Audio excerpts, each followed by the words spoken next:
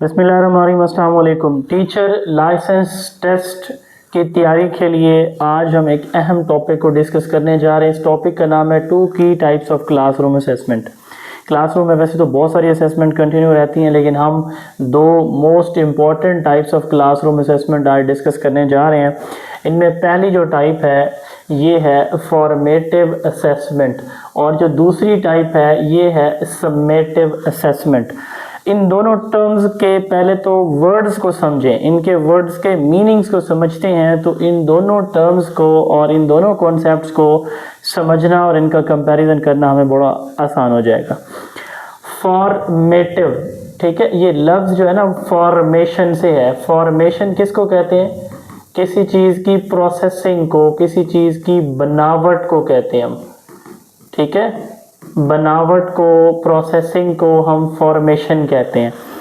अच्छा, दूसरा जो वर्ड है ना ये है समेशन, सम अप से है, ठीक है, सम अप, या आप कह सकते हैं समरी, ठीक है। अब समरी सम अप कब की जाती है? At the end. कब की जाती है? एंड पे समरी दी जाती है। सम अप किसी प्रोसेस के आखिर पे किया जाता है। यही दो वर्ड्स अगर आपने समझ लिए तो इन दोनों टर्म्स को आपने बिल्कुल क्लियरली समझ लिया। अब इसकी मिसाल मैं थोड़ा सा घर की लाइफ से देता हूँ, फिर हम इस पे आते हैं, क्लासरूम एग्जाम्पल की बात करते हैं। फॉर्मेटिव, आप घर में किचन में कुकिंग कर रही हैं या कर रहे हैं, ठीक है, आप कोई रेसिपी, कोई खाना, कोई डिश तैयार करें, उसकी तैयारी के दौरान ये बनावट, प्रोसेसिंग, उस दौरान आप उसको चेक करते हैं कि क्या खाना सही बन रहा है, नमक मिर्च कोई और मीठा कम ज़्यादा तो नहीं पड़ गया इस डिश के अंदर। तो उस वक़्त जब आप उस खाने को तैयार कर रहे हैं, आप उसको चेक करते हैं, ये ड्यूरिंग प्रोसेस है, इसको कहते हैं फॉर्मेटिव असेसमेंट उस आपकी डिश की। अच्छा, वो खाना पक के तैयार हो गया, आपके सामने, गेस्ट के सामने आया पड़ा है, ठीक है, ये गेस्ट बैठे हैं जनाब आला, इनके सामने ये डिश लगी हुई है, और अब ये आके देखते हैं कि जी अब खाना तैयार हो गया, बिल्कुल फाइनल है, रेडी है हर चीज़। तो ये कहेंगे अच्छा बना है या अच्छा नहीं बना, ये इनकी फाइनल जजमेंट होगी, अप्रूवल या रिजेक्शन होगी आपके खाने की। इसको कहते हैं समेटिव असेसमेंट उस खाने की डिश की। अब वापस आते हैं क्लासरूम के अंदर, जब हम इनकी एग्जाम्पल्स को देखते हैं ना, तो फॉर्मेटिव असेसमेंट को पहले डिस्कस हम कर लेते हैं। फॉर्मेटिव असेसमेंट क्या चीज़ है? कॉन्सेप्ट वही है, ड्यूरिंग द प्रोसेस, किसी प्रोसेस की बनावट के दौरान, किसी प्रोसेस के होने के दौरान जो असेसमेंट की जाती है। अब वही फॉर्मेटिव असेसमेंट पहले आ गया, ठीक है। फॉर्मेटिव असेसमेंट कब होगी? ये एक टीचर है, ठीक है, ये टीचर है, ठीक है, इसने क्लास में ये इंटर हुआ, इंटर होने से लेकर ये इसकी एग्जिट है, ठीक है, यानी उसने 10 मिनट, 20 मिनट, 30 मिनट, 40 मिनट, जितना टाइम क्लास में पढ़ाना है बच्चों को, उस दौरान, पूरे लेक्चर के दौरान, ड्यूरिंग लेक्चर, जितनी तरह के वो क्वेश्चंस बच्चों से करता है, वो मैंने कहा बनावट, वो मैंने कहा खाने के दौरान आप उसको चेक करें। इसी तरह पढ़ाने के दौरान, शुरू से स्टार्ट है और ये एंड है, ठीक है, स्टार्ट से लेकर एंड तक पढ़ाने के दौरान एक टीचर बच्चों से जितनी भी तरह के सवाल जवाब करता है, सारे के सारे फॉर्मेटिव असेसमेंट कहलाते हैं, ठीक है। इसकी डेफिनेशन पढ़ते हैं। अ कंटिन्यूअस प्रोसेस, मैंने कहा शुरू से आखिर तक चलता रहता है। अ कंटिन्यूअस प्रोसेस कौन यूज करता है? टीचर। कब करता है? यूज ड्यूरिंग द इंस्ट्रक्शन, पढ़ाने के दौरान यूज करता है। क्यों करता है? टू मॉनिटर स्टूडेंट लर्निंग, के बच्चे सही समझ पा रहे हैं या नहीं समझ पा रहे, स्टूडेंट की लर्निंग को चेक यानी मॉनिटर करने के लिए। फिर वो क्या करता है? And provide immediate feedback for improvement, खाने की डिश में कोई चीज़ कम ज़्यादा पड़ती है तो फ़ौरन कहे इसमें ये चीज़ ज़्यादा है, ये कम है, इसको ठीक क्या कर लिया जाए। In the same way teacher बच्चे से कहता है बेटा इसको ऐसे कर लें, वो उस पर उसको फीडबैक में कंस्ट्रक्शन देता है, कोई इंस्ट्रक्शन देता है, एग्जाम्पल देता है, सिंप्लीफाई कर देता है किसी प्रोसेस को, उनको फीडबैक देता है कि उन्होंने सही समझा या गलत समझा। तो इसकी डेफिनेशन के अब कितने पार्ट हो गए? डेफिनेशन के कितने पार्ट हमने देख लिए जी? पहला पार्ट क्या है? डेफिनेशन का पहला पार्ट के कंटिन्यूअस प्रोसेस है, नंबर 1। कौन यूज करता है? टीचर। कब करता है? During the instruction. ये नंबर 2 बात पॉइंट आ गया डेफिनेशन का। क्यों करता है? To monitor student progress. और आखिर पे क्या करता है फिर? उसके रिस्पॉन्स में फीडबैक देता है। वो असेसमेंट जो teacher through out the lecture करता है ताकि बच्चे की लर्निंग को चेक कर सके और उसको फीडबैक दे सके, ये फॉर्मेटिव असेसमेंट कहलाती है। अच्छा जी, ये इसके फीचर्स हैं। कब की जाती है? ड्यूरिंग द लर्निंग की जाती है। क्यों? To identify strength and weaknesses. मैं पढ़ा रहा हूँ, अब मैं आपसे सवाल जवाब करना शुरू कर दूं तो मैं ये चेक करने की कोशिश करूंगा कि क्या आप मेरी बात को पिक कर रहे हैं या नहीं कर रहे। ठीक है, तो to strengthen, to identify and strengthen the area, to identify strength and areas of, यानी स्ट्रेंथ और वीकनेसेस को आइडेंटिफाई करना, ये दूसरा इसका मेन फीचर हो गया। ये ज़्यादातर इनफॉर्मल होती है। फॉर्मेटिव असेसमेंट ज़्यादातर मोस्टली इनफॉर्मल होती है। ठीक है, इसमें क्विज, कोई क्लास में कोई सवाल जवाब, कोई डिस्कशन है, कोई ऑब्जर्वेशन है, स्टूडेंट एक दूसरे से सवाल जवाब करते हैं, इसको पीयर रिव्यू कहा जाता है। ठीक है, अब जब ये सारी चीज़ें देख लेते हैं ना टीचर, खाने के दौरान मैंने एग्जांपल दी कि खाने में कोई मसला है तो हम उसको ठीक करते हैं। टीचर पढ़ा रहे हैं, मैं पढ़ा रहा हूँ, मैं आपसे सवाल पूछता हूँ, आप लोग जवाब नहीं दे पा रहे, समझ नहीं पा रहे, तो फिर मैं क्या करूँगा? पढ़ाता जाऊँगा? Never. I shall adjust my teaching according to level of understanding of my students. मैं अपने स्टूडेंट्स के level of understanding को समझ के accordingly टीचिंग करूँगा। तो अगला इसका की पॉइंट है कि फॉर्मेटिव असेसमेंट में टीचर अपनी टीचिंग को एडजस्ट करता है बच्चे के लेवल के अकॉर्डिंग। एग्जाम्पल्स हैं, ज़बानी सवाल पूछ लिया, हाँ जी, what is formative assessment, what is summative assessment, ये ओरल क्वेश्चन है। रिटन क्लास वर्क, हाँ जी, एक टेबल बना लें, चार्ट बना लें जिस पे कंपैरिजन कर लें जी जो मैंने पढ़ाया, फॉर्मेटिव सबमेटिव। ठीक है, पीयर असेसमेंट, स्टूडेंट्स एक दूसरे से सवाल जवाब करते हैं, टीचर असाइन कर देता है बच्चों को, पीयर कहते हैं क्लासमेट्स को। अच्छा, ऑब्जर्वेशन, टीचर कोई ऑब्जर्वेशन कर लेता है। ठीक है ना जी। अच्छा, कॉन्सेप्ट मैप्स बनवाता है, टीचर कहता है कि इस तरह इसका स्ट्रक्चर बना लें, चार्ट बना लें, मैप बना लें। तो ये सारी एग्जांपल्स हैं किस चीज़ की? फॉर्मेटिव असेसमेंट की। हम इसको सम अप कर लेते हैं कि फॉर्मेटिव असेसमेंट कब होती है? स्टार्ट टू एंड, यानी कंटिन्यूस होती है। ठीक है, नंबर 2, टीचर करता है, कब करता है? ड्यूरिंग द इंस्ट्रक्शन करता है। क्यों करता है? To monitor the student learning and provide them feedback. ठीक हो गया। अब ये हो गई फॉर्मेटिव, फॉर्मेशन से है, मैंने बता दिया था आपको। अब इसके बाद देखें, अगली जो टर्म है ये है सबमेटिव असेसमेंट। मैंने कहा कि खाना बन गया, डिश सामने आ गई है, अब उसमें इम्प्रूवमेंट की गुंजाइश नहीं है, अब उसको पास या फेल हमने करना है। ठीक है, उसकी बेस पे डिसीजन करना है कि आइंदा कुकिंग करेगा या करेगी या नहीं करेगी। In the same way class के अंदर टीचर पढ़ा चुका है, 40 मिनट 50 मिनट का लेक्चर था, टीचर ने दे दिया। ठीक है, और लेक्चर एंड होने के बाद टीचर क्या करता है? बच्चों से सवाल जवाब करेगा। अब जैसे मैंने कहा कि 40 मिनट उसने पढ़ाया, ठीक है, स्टार्ट से एंड तक, ये स्टार्ट था उसका और ये एंड था। 40 मिनट टीचर ने इस दौरान बच्चों को पढ़ाया। अब इस दौरान जो सवाल किए वो सारे फॉर्मेटिव थे। ठीक हो गया। अब जब एंड पे लेक्चर एंड हो गया है, एंड करने के बाद जो सवाल करेगा ना, वो सवाल क्या कहलाएंगे? सम अप, सबमेशन से, समरी से। वो एंड वाले क्या कहलाएंगे?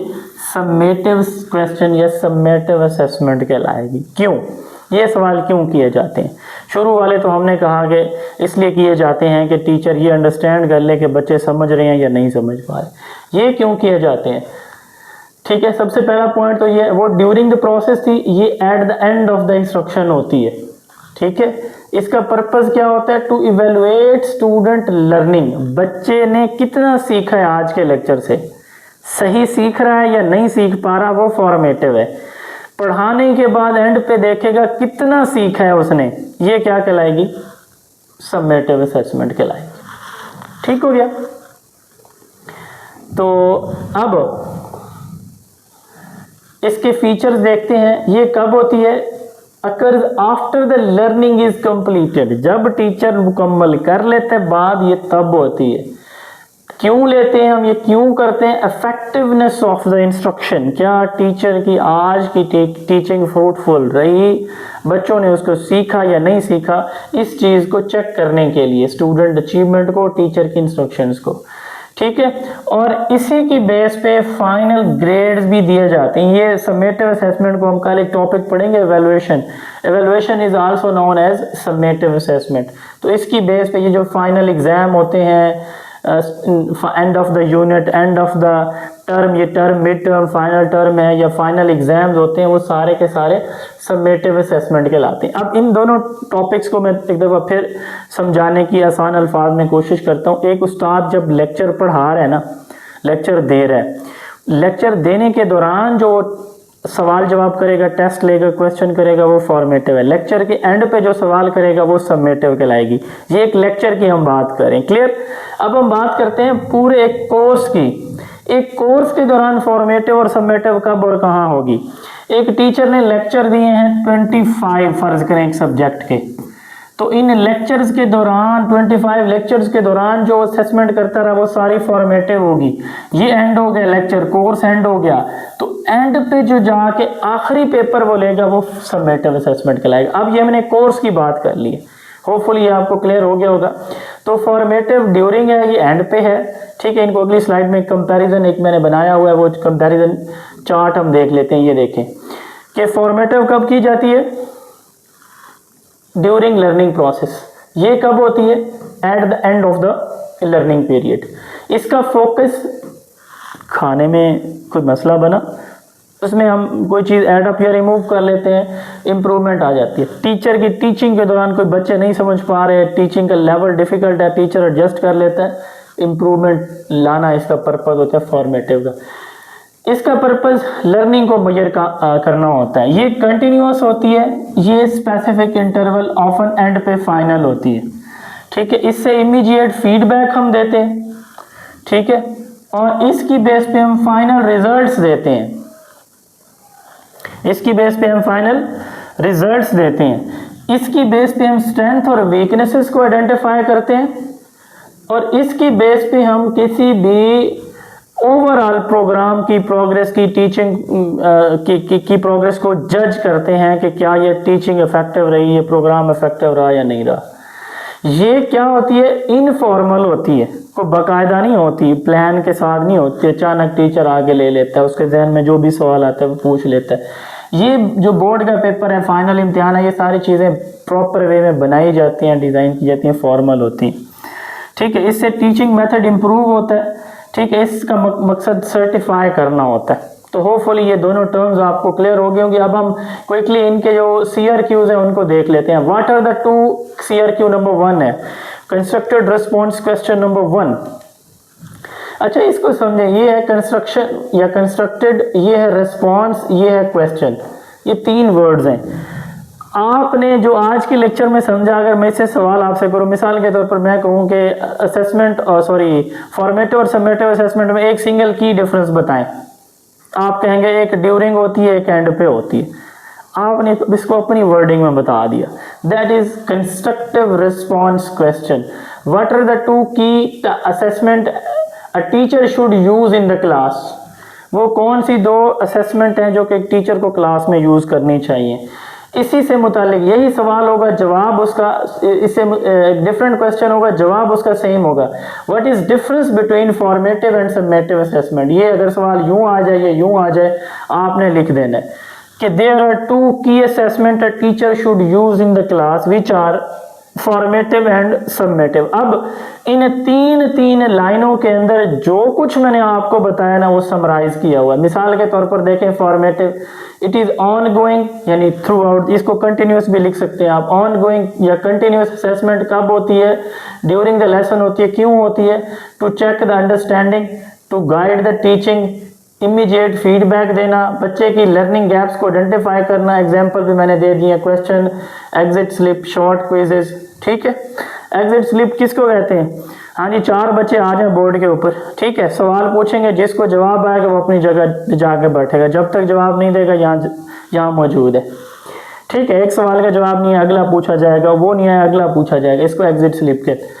अच्छा, समेटिव असेसमेंट वो ये conducted at the end, unit के एंड पे हम कराएंगे, लर्निंग अचीवमेंट को चेक करने के लिए, ग्रेड बच्चों को देने के लिए, ठीक है ना जी। एग्जांपल्स नीचे मैंने दे दिए हैं कि फाइनल एग्जाम है, यूनिट टेस्ट है, एंड ऑफ टर्म जो है ना वो एग्जाम्स है, बस दैट्स इट, बड़ा सिंपल सा है। अच्छा, अगला क्वेश्चन है, how would you use formative assessment in class, what is its importance, ठीक है ना। क्यों, कैसे हम यूज करेंगे फॉर्मेटिव असेसमेंट, फॉर्मेटिव असेसमेंट क्यों हम करते हैं, बच्चे की अंडरस्टैंडिंग को चेक करने के लिए ड्यूरिंग द लेसन। कैसे करेंगे, क्विक इंटरेक्टिव मेथड यूज करेंगे, interactive two way, teacher student दोनों जिसमें इन्वॉल्व होंगे। मैं कौन सी स्ट्रेटजीज यूज करूंगा, क्वेश्चनिंग को I would use strategies like questioning, exit sleep, ठीक है, थंब अप जिसको आता है हाथ खड़ा करे, पेयर शेयर, ठीक है, एक बच्चा सवाल करेगा दूसरे को बताएगा, ठीक है, शॉर्ट क्विजेज, छोटे छोटे सवालात, ऑब्जर्वेशन, ठीक है। तो अब इनकी बेस पे, इन सवालात की बेस पे मैं क्या करूंगा, मुझे लगेगा कि मेरे स्टूडेंट सही समझ रहे हैं तो मैं अपने मेथड को कंटिन्यू रखूंगा। मुझे लग रहा है कि मेरे बच्चे नहीं समझ पा रहे, देन क्या करूंगा मैं, adjust, I would adjust my teaching. अच्छा, आपने ना ये देखें यहाँ इसमें हाउ वुड यू, तो यहाँ पे आपने टीचर शुड नहीं यूज करना, इसने यहाँ पे आपने आई वुड यूज करना है, मैं कर रहा हूँ क्योंकि आपसे पूछा गया ना आप क्या करेंगे, तो यहाँ पे मैंने आई वर्ड यूज किया, आई वुड, यहाँ पे भी मैंने आई वुड लिखा है। क्यों, क्योंकि मुझे मुखातिब किया जा रहा है ना कि हाउ वुड यू, फिर मैं इमीडिएट फीडबैक दूंगा, ठीक है, और जहाँ पे बच्चों को सपोर्ट की, एक्स्ट्रा सपोर्ट की ज़रूरत होगी, मैं उन बच्चों को एक्स्ट्रा सपोर्ट भी दूंगा। अब ये इसका जवाब है जी कि फॉर्मेटिव असेसमेंट हम क्यों यूज़ करेंगे, बड़ा सिंपल सा है, होपफुली ये भी क्लियर हो गया होगा। अब आगे चलते हैं, what is importance of formative assessment, ये वही बातें सारी जो हम अब तक करते हैं। ये अगला क्वेश्चन है, ये अलग से भी आ सकता है कि ये ड्यूरिंग टीचिंग होती है, इससे लर्निंग गैप्स आइडेंटिफाई होते हैं, बच्चे को लर्निंग गैप से मुराद बच्चे ने कितना समझा कितना नहीं समझा, फौरी हम फीडबैक देते हैं ताकि बच्चे की परफॉर्मेंस बेहतर हो जाए, ठीक है। Teacher guide teacher to modify the teaching method, ये हमारे टीचर के लिए भी हेल्पफुल है कि टीचर को पता चल जाता है कि बच्चे नहीं समझ पा रहे तो अपने टीचिंग मेथड को बेहतर कर लेता है। स्टूडेंट की एक्टिव पार्टिसिपेशन होती है, स्टूडेंट इसमें इंगेज यानी बिजी रहते हैं, सवाल जवाब होता है साथ है जब, ठीक है। तो ये लर्निंग के दौरान थ्रू आउट द लर्निंग चूँकि कंटिन्यूस रहती है तो बच्चे के अंदर कॉन्फिडेंस भी आता है। ये हो गई इसकी इम्पोर्टेंस। अब how would you use summative assessment, आप समेटिव असेसमेंट को कैसे यूज करेंगे, कब होती है, हमने कई दफ़ा डिस्कस किया, एंड पे होती है, ठीक है। क्यों होती है, स्टूडेंट की लर्निंग को इवेलुएट करने के लिए या उनकी आउटकम्स को, अचीवमेंट को चेक करने के लिए। ये हम क्यों करते हैं, कब करते हैं, final, and unit, end of project पे। इससे हमें क्या पता चलता है, स्टूडेंट की अचीवमेंट हमें पता चलती है, ठीक है, स्टूडेंट की अचीवमेंट हमें पता चलती है। तो हम यूनिट टेस्ट ले लेंगे, फाइनल को एग्जाम ले लेंगे, कोई पोर्टफोलियो हम पढ़ेंगे, स्टूडेंट का वर्क रिकॉर्ड इकट्ठा किया पूरा एक महीना और उसी को देख के बच्चे का रिजल्ट दे दिया, ये पोर्टफोलियो असेसमेंट होती है। तो ये हम कब करेंगे, एंड पे करेंगे, बच्चे की अचीवमेंट देखेंगे, बच्चे के पास फेल का डिसीजन इसी की बेस पे हम करते होते हैं। ये इसके मुख्तलिफ वेज हैं, final exam, unit test, project, portfolio, presentation, ये हमारे समेटिव असेसमेंट के मेथड्स हैं। इसकी इंपॉर्टेंस क्या है, सबसे पहली बात तो ये है कि ये कब होती है, एंड ऑफ यूनिट पे होती है। नंबर 2, इससे बच्चे की ओवरऑल लर्निंग इवेलुएट होती है, ओवरऑल अचीवमेंट का हमें पता चलता है। अगली बात, इससे टीचर की टीचिंग का, उसकी इफेक्टिवनेस का भी हमें पता चलता है, क्योंकि समेशन है, सम अप, इसमें टीचर की टीचिंग, बच्चे की लर्निंग सब कुछ आ जाता है, तो हमें इंस्ट्रक्शन की इफेक्टिवनेस का भी पता चल जाता है। इसकी बेस पे हम कोई ग्रेड या प्रमोट करते हैं, बच्चे को ग्रेड ABC पास फेल करते हैं, प्रमोट करते हैं अगली क्लास में, ठीक है, कोई ग्रेड दे देते हैं, उसको सर्टिफिकेट दे देते हैं। High performing and low performing student differentiate हो जाते हैं इससे कि ये बच्चे अच्छे हैं, ये लो परफॉर्मिंग स्टूडेंट है, ताकि फ्यूचर में उनके लिए वैसी टीचिंग स्ट्रेटजीज डिज़ाइन की जा सके। अच्छा, आखिरी क्वेश्चन है, why you would prefer to use formative assessment in class instead of summative assessment. या अगला यूं भी सवाल आ सकता है कि which assessment is more important, formative और सबमेटिव? तो फिर हम यहाँ पे क्या जवाब देंगे? तो आपने खुद सोचना है, कमेंट में बताना है वैसे कि इनमें से ज़्यादा इम्पोर्टेंट कौन सी है। आप यूट्यूब पे देख रहे हैं या फेसबुक पे, सोचें, ठीक है। मतलब खाना बना रहे हैं तो खाने के दौरान कोई मसला आ गया, आप उसको ठीक कर लेते हैं, और बनाने के बाद जो है वो साथ आपके पास ऑप्शन नहीं है, तो कौन सा मेथड बेस्ट होगा? एक टीचर पढ़ा रहा है, पढ़ाने के दौरान बच्चों को मसले मसाइल आ रहे हैं, वो सवाल पूछते हैं, उसे पता चल जाता है और वो बच्चों को गाइड कर लेता है। ये ज़्यादा इंपॉर्टेंट है या पूरा लेक्चर बच्चे यूं करके सुनते रहें, यूं करके सुनते रहें, और एंड पे टीचर जाके सवाल पूछे, किसी को समझ आई या नहीं आई, ठीक है, किसी ने पिक किया किसी ने नहीं किया? कौन सा मेथड ज़्यादा इफेक्टिव रहेगा? मेरे नज़दीक फॉर्मेटिव इज मोर इम्पोर्टेंट, ठीक है। फॉर्मेटिव क्या है? मोर इम्पोर्टेंट है। क्यों? ठीक है, ज़्यादा इम्पोर्टेंट है। क्यों? क्योंकि ये ड्यूरिंग द टीचिंग है, इससे स्टूडेंट की इम्प्रूवमेंट आती है, अंडरस्टैंडिंग हो जाती है टीचर को कि बच्चा समझ पा रहा नहीं समझ पा रहा, उनको इमीडिएट फीडबैक देता है, बच्चे की स्ट्रेंथ और वीकनेसेस को, वीक बच्चों को देख के अपनी मेथड ऑफ टीचिंग को शिफ्ट कर देता है। सबमेटिव तो फाइनल परफॉर्मेंस है, ठीक है, इसमें तो कोई इम्प्रूवमेंट नहीं आती, इसमें तो सिर्फ हम मेजर करते हैं, चेक करते हैं किसी प्रोसेस को। ये था जी हमारा आज का लेक्चर, होपफुली आपको क्लियर हो गया होगा। ये हमारा व्हाट्सएप नंबर नोट कर लें, 033280559005 0332805595। ये हमारा व्हाट्सएप नंबर है जी, आप इस नंबर पे कांटेक्ट कर सकते हैं। हमारा सेशन 27, 28 और 29 को 3 दिन हम फ्री लाइव क्लासेस ऑफर कर रहे हैं, बिल्कुल फ्री होंगी। आप आएँ, ज्वाइन करें, अपने फ्रेंड्स को भी बताएं। अगर आप हमारा पेड सेशन ज्वाइन करना चाहते हैं जिसमें हम 60% जो पेडागोजी है इसकी मुकम्मल तैयारी करवाएंगे, इसी तरह जैसे आज आपने लेक्चर देखा, आपको लेक्चर दिए जाएंगे, इनके नोट्स, इनके शॉर्ट CRQs, तो इसकी तैयारी के लिए भी आप इसी नंबर पर रब्ता कर सकते हैं। हमारे मुकम्मल सेशन की फ़ीस सिर्फ 1200 रुपये है। फीस पे करने का प्रोसेस है 033280559005। ये लैला बतूल के नाम से इजी पैसा अकाउंट है, ठीक है, इजी पैसा अकाउंट है। आप इस इजी पैसा अकाउंट में 1200 रुपये जमा करवाएं, इसका स्क्रीनशॉट लें और हमारे ऑफिशियल नंबर 033280559005 इसी नंबर के ऊपर आप मैसेज कर देंगे, आपको रेगुलर ग्रुप में हम ऐड भी कर देंगे। Thank you so much. अस्सलाम वालेकुम।